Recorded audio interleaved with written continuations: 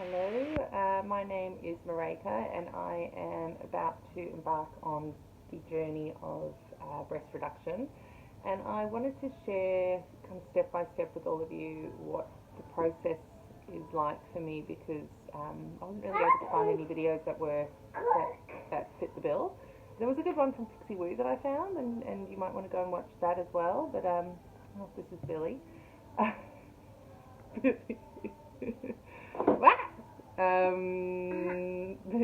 Yeah, so um, as I said, I'm 39. I've got a size Australian 16H cup boobs, which causes issues for me. I really find it difficult to find clothes that fit. I have neck pain and back pain, which I've had for a number of years.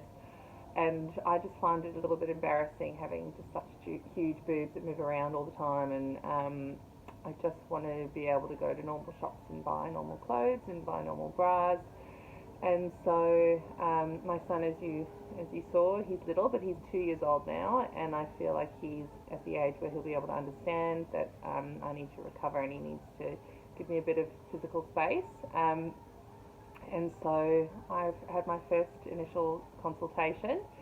Um, Now, I live in Melbourne, Australia, and a lot of the information is going to be relevant to Australia, but a lot of it is also just going to be general info that hopefully you'll find useful if you're not from here. So the doctor that I've chosen, I've chosen to go privately, just because I'm really just keen to get it done now. And the doctor that I've chosen was referred to me by a very good friend who's just had breast reconstruction surgery after breast cancer, and this was her doctor who she just loved. She has really good results. She had a really good process with him, and all of his reviews online were really strong as well. And so that's what I've decided to go with. He's got rooms on Collins Street in the city. So because coronavirus is here at the moment, we did a initial telehealth appointment, and he ran me through the different options for the surgery that I've got and what to expect after, during, before, and what the next steps were. I'll also kind of take you through the cost of what it's going to cost me, and what my private health insurance said. So I'll start with that. So basically, I do have private health insurance, and I've got good cover, and they said that they would cover it if it was deemed medically necessary. Now, for my breast size, and because of the pain that I get in my neck, it is deemed medically necessary, but I didn't have to prove that I've been seeing a physio or anything like that. It was just basically the doctor that I'm seeing put a particular code against the surgery, which when you give it to the private health company, they say that yes, that's a medically necessary code. That being said, my out of pocket is going to be about $10,000. The overall, I think the surgery is going to cost 13 to 14, including the anaesthetist. The private health will cover the hospital stay, which is going to be an overnight stay, and I think it's going to be around $1,300 that they cover. So it's not a huge amount really, particularly given the amount that I pay every month for insurance. But it just is what it is. That's the way of private health in Australia. So my initial consultation, he ran me through the two different options for surgery that you can have.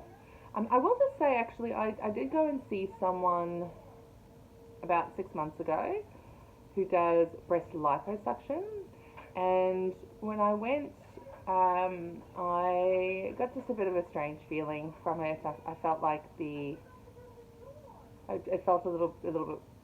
It just made me feel a little bit like it wasn't the best thing for me. If you have had it and you've had great results, that's awesome. And I'm sure you should leave some comments. But I thought for me it probably wasn't going to work, particularly because my breasts are H and quite low. I need to get lift, which wouldn't happen with liposuction. The reason I was considering it was because of how keen I was to do it, and I had a younger child at that point, and it seemed less invasive. and less recovery time, but in the end I thought I'd just wait and get it done properly, I guess, is how I thought of it. Yeah, so the surgery, there are two options. There's two different incisions and cuts. The one that I'm going with is the one that I remember the name of. I don't remember the name of the other one, but I'll explain them to you. So the one that I'm not going with is basically just an incision from the nipple to the underneath of the breast, and then they remove the nipple, but they keep it attached to tissue so that it stays alive, and that basically just reduces the risk of losing sensation and being able to breastfeed in the future, both of which you run the risk of regardless, but that is how, when it does work, that's how they make it work. So they remove the nipple and then they remove breast tissue, and then they just kind of sew the two bits back together and sew the nipple back on. But the problem with that is they don't remove any skin with that, and so it can. He showed me some before and after pictures of someone that had breasts that were large beforehand, and the shape of the end result was not as nice as the one that I chose to go with, which is called an anchor cut. That one is an incision from the nipple down and then an incision underneath, and that allows them to remove skin and breast tissue. Now, there's more scarring with that one. There's two incisions instead of just one. The shape's better and the scar sits underneath the fold of the breast, and so that's the one that I'm okay with that. I'm okay with the scar that's sitting. Air balloons, we saw the hot air balloons this morning. It's really exciting. We used to see them all the time, and now they're back after Corona. They're back today. Very exciting. So you might hear balloons. Anyway, so basically the next steps are to get a mammogram and an ultrasound on the breast, just to make sure that there's no air balloons. Crazy babies. So yeah, next step is an ultrasound and mammogram on the breast, just to make sure that there's no lesions within the breast that we haven't picked up. I'm 39, so I'm just a year off the age where they start recommending that you get them done. But because we're going to be having surgery and we're going to be changing the makeup of the breast, they want to make sure that there's nothing going on. So I actually have that this afternoon, so I will do another video after that. And yeah, I think that's most of it. Within the initial consultation, what they did was discuss the options of the surgery, how you want to approach it. They discussed the costs. They discussed the recovery, which will be a good couple of weeks before you're feeling okay. I'm choosing to go and stay with my sister for a week. She lives in Bendigo, and she's gonna come and pick me up after the overnight surgery, which will be really hard because I haven't actually been away from Billy for any kind of period. I've had one night away from him before, but we'll be FaceTiming all the time, and I'm hoping that if we kind of put some things in place like a calendar and we FaceTime and we word him up before I go, for a week before I go, that I'm sure it'll be all right. Anyway, so that's where I'm going to be doing my recovery. In terms of healing, there's lots of stuff that you should be doing. So definitely no drinking, definitely no smoking, nothing that's going to be causing the body to not heal as well, if that makes sense. Because you want to just get on top of the scars. You know, the better you heal right away, the better the scars are going to be.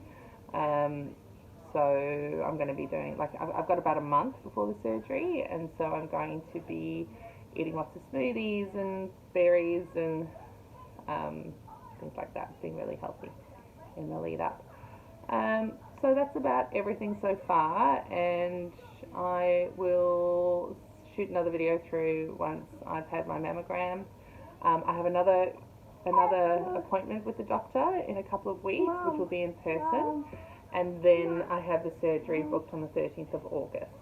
So I will let you know how it all goes. All right. Thank you.